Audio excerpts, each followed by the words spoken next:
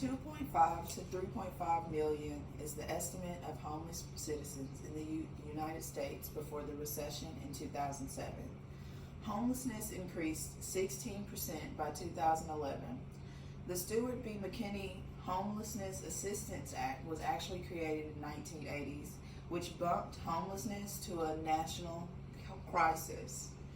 It is 2022, and we have experienced another pandemic, and homelessness has worsened. Here I'll show you a video on a few statistics of homelessness. In the U.S., more than 610,000 people on any given night are homeless. Most are individuals living in cities, but not all of them. Some of them live in towns. Others live in rural areas. A large number are families, and more than half of those family members are children. On any given night, there are also a number of homeless children without families. The point is, homelessness isn't an isolated or big city problem that only affects individuals.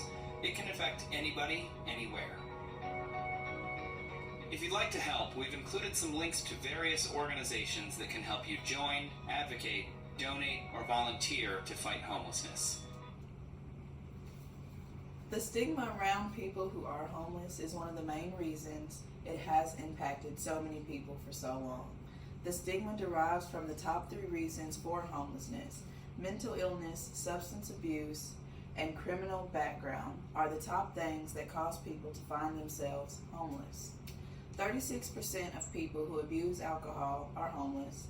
36% of homeless people abuse other drugs, and 28% of homeless Americans suffer from mental illness. That combined makes up 90% of all homeless Americans. Alcoholics are people, addicts are people, and even criminals, and these people do not stand a chance while facing homelessness.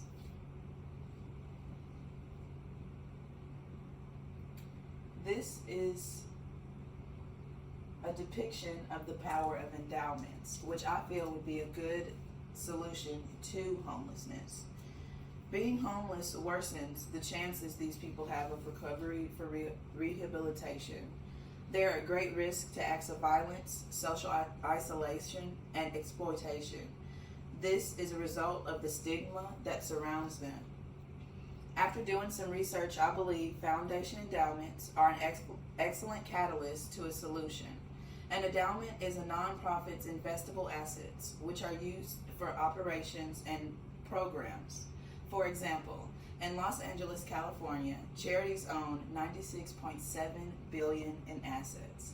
Imagine the combined assets of these charities and foundations created for homelessness, drug abuse, alcoholism, and mental illness. If all of these foundations or charities come together and place 5 to 10% of their endowments in one place, this could easily create the opportunity for thousands of housing units to get people off of the streets. This money could be combined with things like the Proposition Triple H, which was granted in 2016. This was an approval of $1.2 billion to construct 10,000 units across the U.S. for homelessness. With homelessness at a consistent rise, it is important that we stop turning our nose up and start facing the problem head on. Even if you personally do not experience, do you think you could switch places with these people and not lose your mind? What if you experienced something out of your control that turned into you losing your car, then your home and possessions, and no matter how hard you try, you can't do something as simple as use the bathroom in a public space?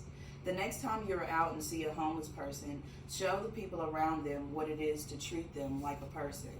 Connect with your city officials, advocate for the solution, and break the stigma.